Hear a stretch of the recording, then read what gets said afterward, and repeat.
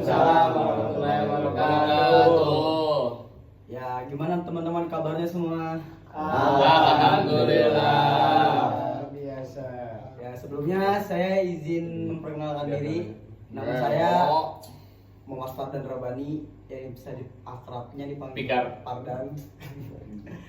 Ya, di sini saya ingin berkenalan sama teman-teman semua. Di sini teman-teman udah pada saling kenal belum? Pertanyaan yang sangat culture. Iya. Ya. Mulai dari mana nih? Dari kanan? Dari kanan. Dari kanan. Biasanya. Ya. Anjing. Silakan memperkenalkan diri. Halo guys, teman-teman semuanya. Nama saya Farid Jasbullah. Bisa dipanggil Farid. Ya, terima kasih. Ya, perkenalkan nama saya Jikri, biasa dipanggil Jikri. Silakan. Ya, perkenalkan nama saya Ardan, biasa dipanggil Ardan. Ya, perkenalkan nama saya Hambali, bisa dipanggil Hambali. Ya, saya sendiri Alif Gibran dari Ilmu Al-Quran dan Tafsir. Ya. Saya Soekarno. Ya. Perkenalkan nama saya Udin dari Hotagian. Ya. Terima kasih teman-teman. Di sini berarti sudah saling mengenal ya. Alhamdulillah. Oke, sebelum saya mulai, alangkah baiknya kita berdoa menurut kita masing-masing. Ada yang mau memimpin doa? Kembali. Awali ya, foto. Bismillahirrahmanirrahim. Ya, alhamdulillah. Di sini sebelumnya kita akan melaksanakan kegiatan yaitu bimbingan kelompok. Sebelum teman-teman udah ada yang tahu belum bimbingan kelompok itu apa? Belum. Ya, saya ingin izin menjelaskan ya, bimbingan kelompok itu adalah suatu proses yang ada di dalam konseling, yaitu dimana kita berdiskusi tentang topik-topik yang sedang hangat, yaitu dengan mengedepankan dinamika kelompok tersebut, yaitu teman-teman berargumentasi serta menyampaikan argumen-argumen masing-masing. Oke. Baik, di sini saya izin menjelaskan. Jadi di dalam bimbingan kelompok ini ada 4 asas. Yang pertama itu asas kerahasiaan, yaitu di mana asas kerahasiaan ini semua cerita-cerita atau topik-topik yang kita bahas di hari ini tidak akan kita sebarluaskan, tidak akan kita cerita-ceritakan kemanapun, dan kita akan menjaga kerahasiaannya. Dan yang kedua itu asas kesukarelaan, yaitu di mana teman-teman bersukarela untuk menyampaikan argumen-argumen teman-teman. Dan yang ketiga itu asas normatif, yaitu di mana teman-teman tidak saling mengejek satu sama lain. Dan yang keempat itu asas kegiatan, yaitu di mana kita memanfaatkan dinamika kelompok ini agar bisa berjalan dengan sebagaimana mestinya. Oke. Di sini udah ada yang mau dipertanyakan nggak sampai saat ini? Tidak ada. Tidak ada. Oke, Oke, lanjut. lanjut. Di sini saya ingin menyampaikan, yaitu kita akan menggunakan 2 topik. Akan tetapi di antara 2 topik ini, jadi kita menggunakan 1 topik, yaitu yang pertama itu topik tugas. Apa itu topik tugas? Yaitu di mana topik yang akan kita angkat kali ini berasal dari saya sebagai ketua kelompok yang akan menuangkannya. Yang kedua itu topik bebas, yang dimana dari teman-teman semua yang kita diskusikan apa topik yang akan kita angkat kali ini. Jadi gimana teman-teman kesepakatannya? Ya. Mau topik apa? Topik Topik bebas ya. Bebas. Oke. Di kegiatan kali ini kita akan menggunakan topik bebas. Barangkali di antara teman-teman ada yang ingin menyampaikan apa yang ingin kita bahas? Boleh. Isu-isu terkini saja sih. Ya. Ya, Apa guys? Ya lo. berubah-berubah aja gitu. Kita ya obrolan-obrolan manis aja gitu. Kadang ke barat, kadang ke timur, kadang ke selatan, utara. Tapi bolehnya kayak gitu. Ya, boleh langsung kita tektokan aja. Oh, teknologi. Gimana jadinya dinamika kelompok kita ini hidup gitu. Kita saling berargumentasi. Gitu teman-teman. Jangan ada yang pasif. Ya, oke. Berarti kita ngebahas isu-isu terkini nih ya? Ya, Oke. lihat kondisi objektif negara ini misalkan. Oke. Teman-teman ada yang tahu tidak ataupun ada yang sudah mendengar tentang statement daripada presiden kita yaitu Presiden Prabowo mengenai tentang korupsi gitu. Hukuman koruptor itu dimiskinkan, kemudian penjaranya itu ialah di tengah-tengah laut yang memang orang tersebut gak bisa pulang gitu dengan sendirinya. Nah kan tetapi kan Prabowo itu berstatement, ada lagi Prabowo itu berstatement mengenai tentang katanya pas waktu Najwa Shihab itu bertanya, kemudian Prabowo itu menjawab tentang hal koruptor tersebut, yaitu kenapa Najwa Shihab nih bertanya dulu, kenapa Pak Prabowo tidak mengambil kebijakan mengenai tentang koruptor dimiskinkan. Prabowo di situ beranggapan setuju atau tidak setuju ya, tengah-tengah lah. Tapi Abu-abu ya? tapi 70% menanggapi ataupun dia pro dengan yang pro kontra dengan yang namanya statement koruptor itu dimiskinkan. Berat. Nah, kebijakan Prabowo ataupun ucapan Prabowo itu gimana nanti anak-anak yang namanya ataupun keluarga daripada koruptor tersebut dia mau makan apa? Berarti kan keluarga koruptor itu lebih penting daripada yang namanya keluarga rakyat-rakyat jelata yang makan saja itu tidak tentu. 1 hari dia nggak makan, 2 hari dia masih menahan gitu. Tapi keluarga yang namanya keluarga koruptor itu diprioritaskan oleh Pak Prabowo gitu.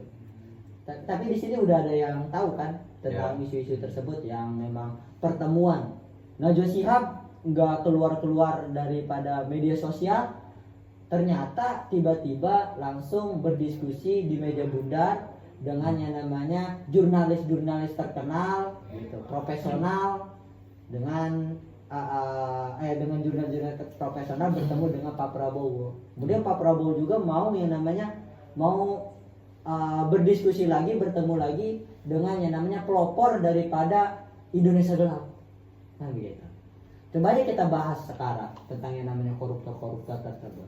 Gimana teman-teman? Pada setuju atau tidak? Masuk nih aneh. Ya, silakan. Nih, jadi menurut saya ya di antara kebijakan salah satunya asumsi ini mah ya, disclaimer ini asumsi. Kenapa Pak Prabowo itu lebih pro kepada koruptor itu untuk tidak dimiskinkan? Lebih baik koruptor itu dikirim ke penjara yang ada di tengah laut kan. Nah tapi dengan catatan keluarganya tidak dimiskinkan. Nah itu asumsi gua. Itu karena mungkin belum ada persiapan dari pemerintahnya. Nanti dari penarikan aset-asetnya itu karena KPK-nya mungkin belum siap atau bagian mananya yang belum siap gitu untuk pengambilan dana atau aset dari koruptor itu. Dan nanti aset dan koruptor itu mau dikemanakan duitnya, itu asumsi dari gua. Mungkin itu kan namanya wawancara, jadi jawabannya harus mau nggak mau harus langsung ketika bertanya jawab, ketika bertanya jawab.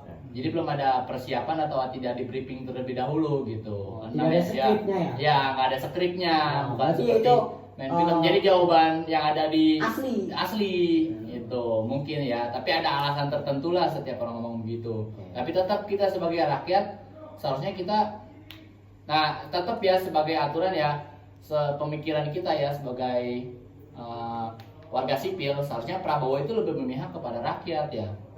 Ya, seharusnya ya beliau itu lebih kontra. Sebenarnya dua-duanya harus diambil. Si koruptornya dikirim ke penjara yang ada tengah laut, keluarga dimiskinkan. Agar apa? Ya, efeknya nanti memberikan kepada teman-temannya itu yang koruptor, memberikan efek jerah bahwasanya nanti kalau mereka korupsi maka hukumannya seperti ini. Bukan hanya mereka yang hancur, tapi keturunannya pun hancur. Itu harusnya sikap yang bisa diambil Prabowo seperti itu ya teman-teman.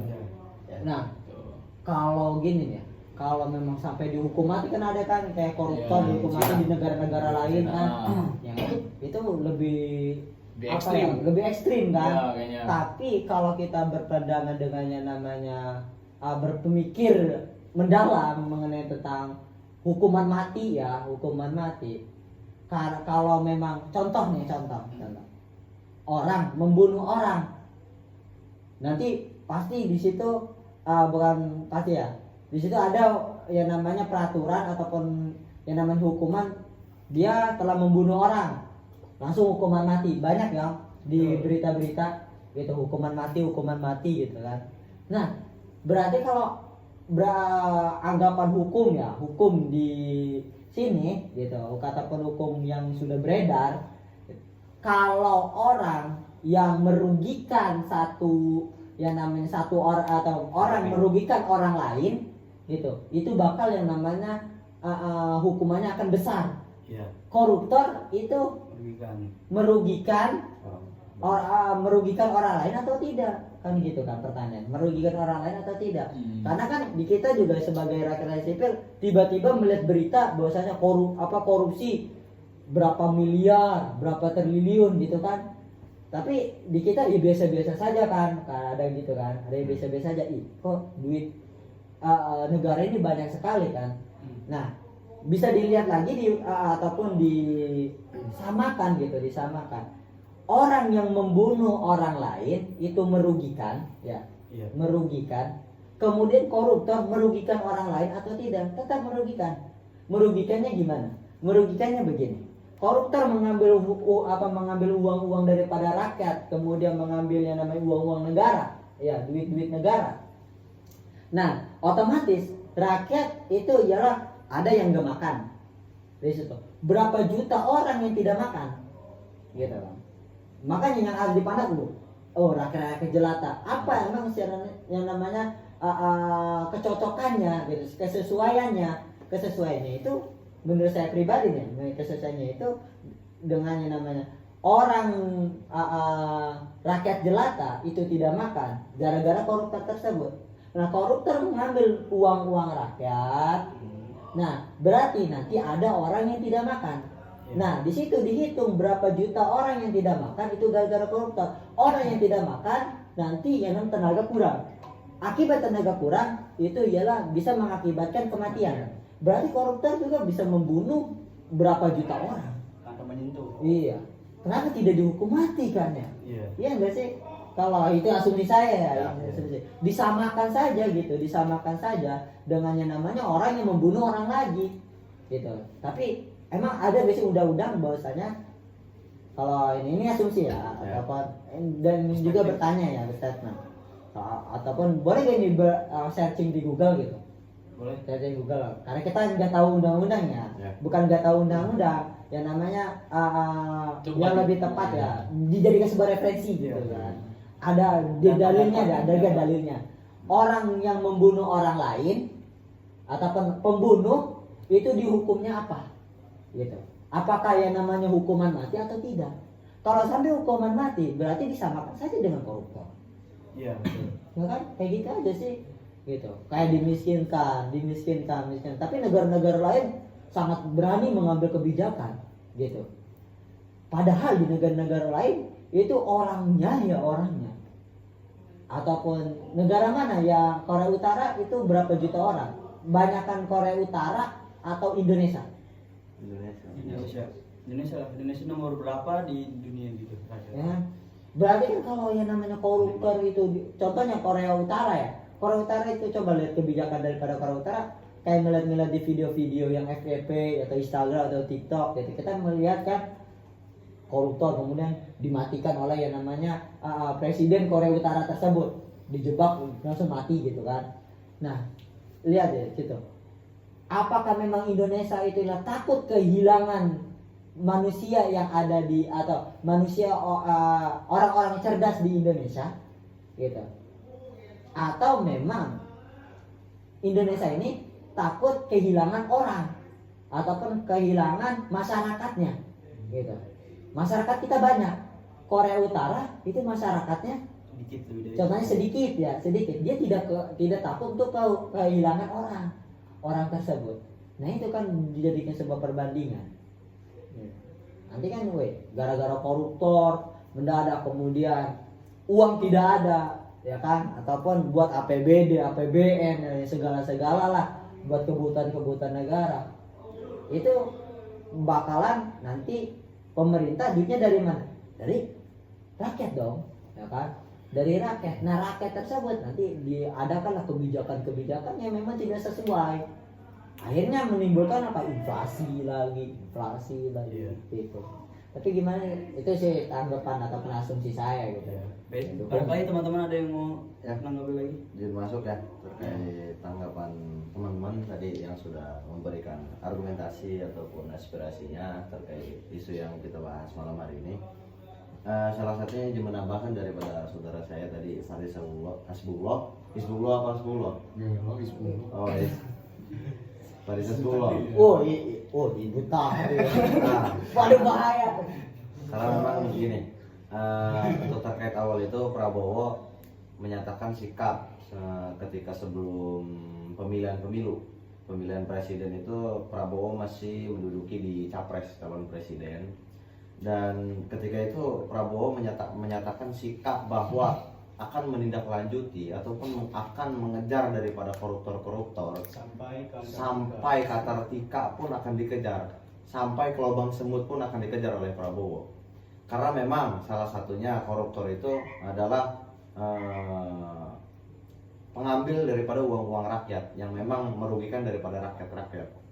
Nah, setelah Prabowo menjadi presiden, di situ pernyataan sikap Prabowo yang di awal ketika menjadi capres calon presiden berbeda dengan Prabowo ketika sudah menjadi presiden. Prabowo menyatakan sikap bahwa berharap kepada koruptor-koruptor untuk mengembalikan daripada dana-dana yang sudah dikorupsi. Jadi ada ketimpangan ketika awal itu menyatakan sikap bahwa akan mengejar sampai manapun dan akan menghukum dengan balasan yang setimpal. Akan tetapi ketika sudah Prabowo ketika sudah menjadi presiden, sikapnya berbeda lagi. Apakah hanya subjektivitas? Apakah hanya apa? Apakah hanya kepentingan atau bukan bagaimana? Akan tetapi betul yang dikatakan teman saya tadi bahwa Prabowo harusnya mengambil sikap tindakan daripada para koruptor yang memang merugikan rakyat. Yang kita ambil intisarinya yaitu koruptor menyengsarakan rakyat sengsara karena koruptor harus dihukum sengsara, seperti yang dijelaskan tadi saudara saya bahwa koruptor dipenjarakan di tengah laut dan keluarganya dimiskinkan. Hal yang setimpal, walaupun kalau diukur rakyat dengan keluarga koruptor banyakan mana? Banyakan rakyat dong dibandingkan keluarga koruptor sudah merugikan banyak daripada rakyat sampai lapangan kerja minim, sampai dana-dana untuk dunia pendidikan dan lain-lain sampai dipotong karena memang banyaknya korupsi daripada koruptor yang mengambil daripada anggaran rakyat yang harusnya dialokasikan untuk kegiatan rakyat, yang harusnya dialokasikan untuk pekerjaan rakyat, dan memang yang duit itu harus dikelola untuk kemajuan rakyat, akhirnya dikorupsi, dan itu menimbulkan daripada merdeka tapi bingung. Kita ini udah merdeka tapi serasa nggak merdeka, Seperti judul lagu. begitu lah. Nah dari situ betul yang dikatakan teman-teman saya tadi bahwa Prabowo harus mengambil sikap tegas untuk menghukum daripada koruptor. Adapun masih berkesinambungan dengan undang-undang yang memang membunuh orang itu akan dihukum mati lagi ataupun bagaimana, menurut saya itu balasan yang setimpal walaupun tidak dihukum mati, yaitu koruptornya kita lemparkan ke penjara di tengah laut dan keluarganya dimiskinkan. Itu dampaknya dua, dampak ke diri sendiri dia yang memang korupsi dan keluarga dia. Itu menurut saya cukup setimpal. Kenapa nggak dimatiin? Nah, adapun kalau misalkan kita yang ingin lebih daripada hal itu, seperti negara-negara lain yang memang memutuskan daripada undang-undang yang memang apabila daripada pejabat-pejabat sipil ataupun aparat-aparat negara yang memang melakukan korupsi, itu akan dihukum mati. Itu sikap yang memang menimbulkan daripada ketegasan dan tidak berkelanjutan. ketegasan satunya, si pelaku tidak akan melakukan lagi. Karena apa? Karena mati, dihukum mati. Tidak berkelanjutannya apa? Karena mati, dihukum mati. Itu ketegasan bahwa hukum itu ada. Hukum untuk si pelaku ada dan tidak berkelanjutan, tidak menimbulkan daripada generasi-generasi kedepannya. Karena memang sudah kita hanguskan ataupun kita basmi daripada hama-hama koruptor yang mengambil daripada dana-dana rakyat. Seperti itu. Adapun yang dijelaskan oleh saudara saya tadi menyangkut pot daripada inflasi, itu juga betul. Dengan adanya koruptor semakin berkurangnya uang kepada masyarakat yang seperti saya jelaskan tadi, uang yang harusnya dikelola untuk kemajuan rakyat, untuk kemajuan desa ataupun infrastruktur jalan ataupun untuk pendidikan, fasilitas pendidikan, akhirnya dikorupsi. Dan itu juga menjadi daripada kekurangan fasilitas kita. Jalan yang kita jalani yang memang untuk menuju kampus, contoh untuk menuju kampus, jalan yang kita lalui pun tidak seenak yang memang seperti di luar sana. Masih banyak jalan-jalan yang berlubang. Dan itu di kepemerintahan pun ada anggaran untuk infrastruktur jalan. Dan kita bisa lihatlah, banyak sekolahan yang memang atap-atapnya bocor. Itu juga ada anggaran untuk fasilitas daripada pendidikan. Entah itu dari meja, bangku, atap yang bocor, genteng, itu ada anggarannya. Akan tetapi kebanyakan daripada koruptor yang mengkorupsi daripada dana tersebut. Menurut saya dengan adanya sikap Prabowo yang mengambil tindakan tegas dan itu menimbulkan hukuman, baik itu di penjara di tengah laut ataupun dan dimiskinkan keluarganya ataupun dimatikan si koruptor ini, dua-duanya saya sepakat. Bagus dua-duanya. Mungkin dari teman-teman ada yang lain? Ya gimana teman-teman terkait hukuman apa yang relevan untuk koruptor-koruptor yang ada di negara kita ini? Ya, izin masuk kan. Ya silakan. Pertanyaannya sangat kalter. Jadi saya lebih kayak setuju ke statement teman saya yang sebaiknya itu koruptor dihukum mati. Kenapa? Ya memang itu seharusnya koruptor dihukum mati karena ya dia kan sudah kayak tidak merugikan cuma bukan satu orang doang. Jadi kayak dia merugikan. Ya izin masuk ya.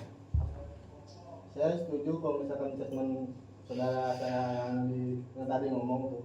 Bahwa sebenarnya korupsi itu harus dihukum tegas dengan cara setegas-tegasnya itu hukuman mati.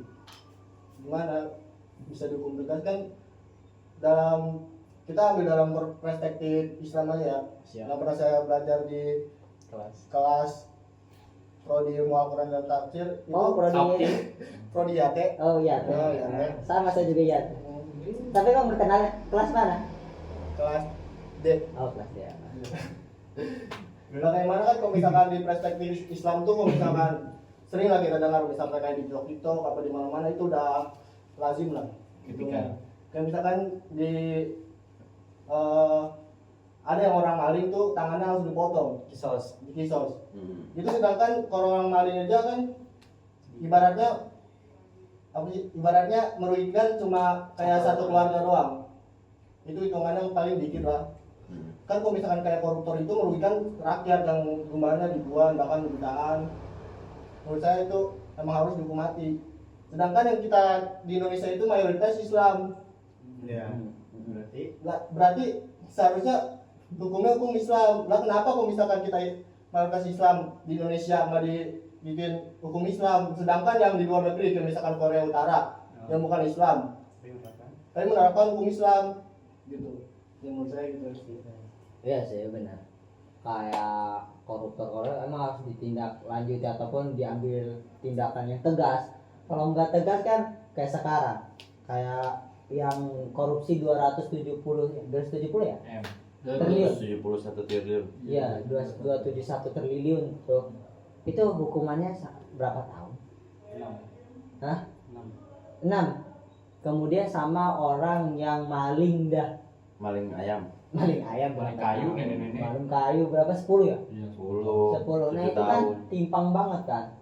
Gara-gara apa? Pernah berbuat baik katanya. Ya Allah, ya Karim. Nggak pernah berbuat baik padahal ya merugikan banget gitu.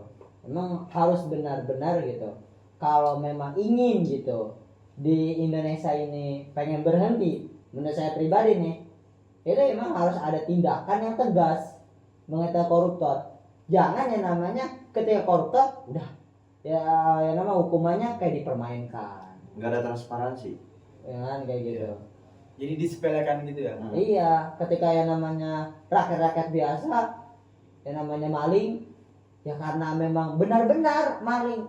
Kadang rakyat biasa maling, itu ada juga yang maling karena memang dia butuh, gitu. Karena tidak ada jalan lagi, jalan ya pasti sumber rezeki, ya dari atau pekerjaan atau bagaimana, gitu. Karena kepepet, contohnya istrinya lagi yang melahirkan. Gimana cara bayarnya? Nggak pusing sebagai laki-laki bercerita kan begitu, kadang pusing. Nah kalau kayak gitu emang harus benar-benar diambil keputusan atau kebijakan yang tegas.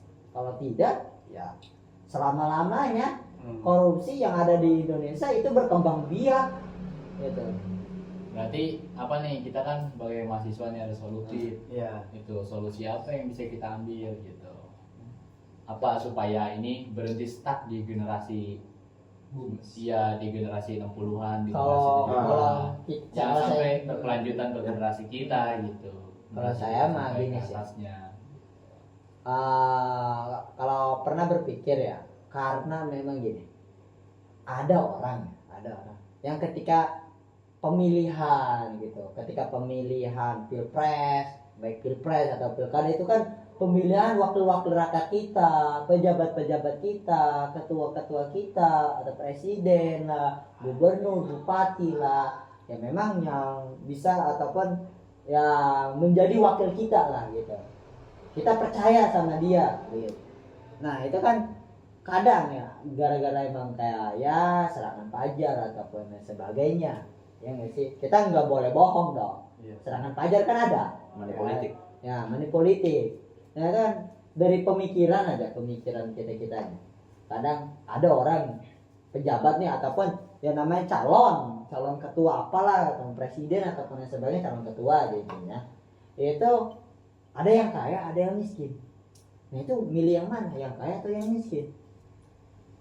Kebanyakan orang berpikir bahwasanya wah kayak contoh ya, ada nih calon ketua yang memang dia ini kaya, wah kita ini aja, dia mah gak bakal korupsi, ya sih, ya nggak sih, dia mah gak bakal korupsi karena hartanya melimpah begini. Kalau menurut saya pribadi itu enggak sesuai gitu. Dan itu juga saya pernah melihat video-video itu ucapan kalau nggak salah Basuki, Ahok, ya itu tidak sesuai. Benar, saya setuju, tidak sesuai. Kalau mau milih ya namanya ya dari rakyat-rakyat kecil gitu, rakyat-rakyat kecil. Kalau rakyat kecil apakah memang korupsinya itu akan yang namanya tinggi? Bukan. Dari mindsetnya nih, mentalnya, kemudian pengetahuannya. Nih, kalau contoh saya pribadi nih, ataupun ya contoh nih teman saya Soekarno, dia contoh dari rakyat kecil, dia paling tahu Pajero, Fortuner, yang namanya ya mobil juga mentok-mentok Alphard, ya nggak sih, gitu. Tapi kalau yang namanya udah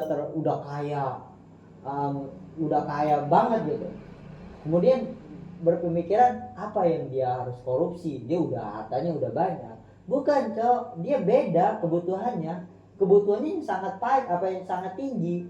Dia tiba-tiba waktu itu ada kayak namanya berita bahwasanya nyewa helikopter ataupun nyewa jet pribadi. Iya, tiba-tiba nanti kan kalau dia mah udah yang namanya kebutuhan ataupun pemikiran itu sangat jauh gitu, kemudian kebutuhannya sangat melimpah. Ya, Soekarno cuma beli yang namanya rumah, paling kalau jadi calon ketua beli